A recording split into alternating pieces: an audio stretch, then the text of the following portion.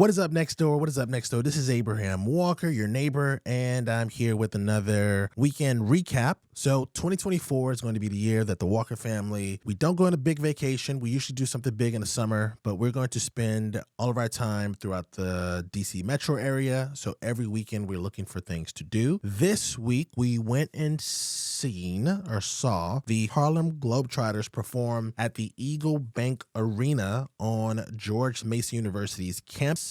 So this is Sunday, March 10th. The event took place at 3 p.m. We were in the parking lot by 5:15-ish. So it's really like a 2-hour shindig. Yeah, it was interesting. It was interesting. But let's go into the details, right? So Eagles Bank Arena is about 20 minutes or so away from the Kingstown area. We could have used public transportation if we wanted to, but that would have taken us 2 hours and 3 bus transfers on a Sunday, which we weren't interested in doing that. So we just drove instead. Parking is free, just like a huge parking lot. So there's no garage or covered area. So if the weather's nasty, just know that, you'll have to run to the arena and you'll probably get wet or snowed on or whatever, right? So we had 4 tickets. We sat in the upper level. Tickets cost us $30 per person. So the total was $186.40. That's right. So fees alone were $66.40 for $120 tickets. That's a scam. But anyway,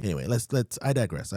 Be sure to get there early. So we got there probably around 3:05. Well, I think we parked at like 3. We got into the building maybe like 3:10. There were some warm-up activities that were going on that we missed. So I would definitely say you want to get, if the event says that it's going to start at 3 p.m., I would say get there like 2:50, 2:40 to be on the safe side, be in your seats, right? Because the show starts at 3 and it seems like it's much more of a performance than it is a basketball game, right? I guess this is the interesting part. It is a basketball game. So the Harlem Globetrotters will be playing against a team. At the time that we went, they played against the Washington Generals. This is a team they've been playing against ever since the 70s. And so they have players on that team that travel with them. The Harlem Globetrotters, of course, is the name draw. And it's almost like this battle between these two teams. Staged, of course, but it is a battle nonetheless. So the basketball game is really more like a trick shot and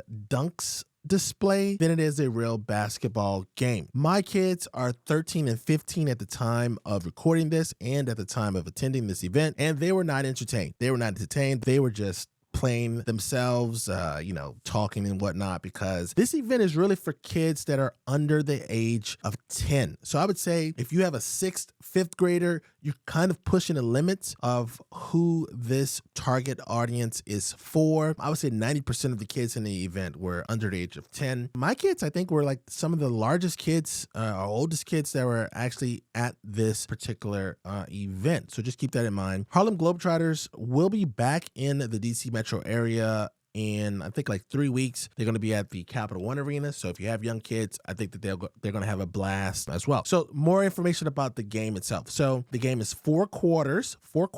There's a break at the end of each quarter where there's some type of performance, halftime show. There's a halftime performance per se. It was just a children's dance company performing during the halftime show, and the children it wasn't teenagers. It was young kids. So, that is what it is. At the end of each quarter, they try to make it suspenseful, like they have to score or the other team is coming for them. They're catching up. So that's interesting. It's cool. It's a cool event. If you go to the Eagles Bank Arena, just know that there is a no bag policy. You can have clear bags. You can have recording devices. So this week I learned my lesson from last week's event, and I left my camera, my little pocket camera thing at home. Since this was our first time going to this event, we learned one trick that you should know. The merch at this game is phenomenal. So there's jerseys, there's towels, there's basketballs, there's shirts, or t-shirts. So there's a lot of merch, and you have to know where the merch is located, because it looks like they only open the merch up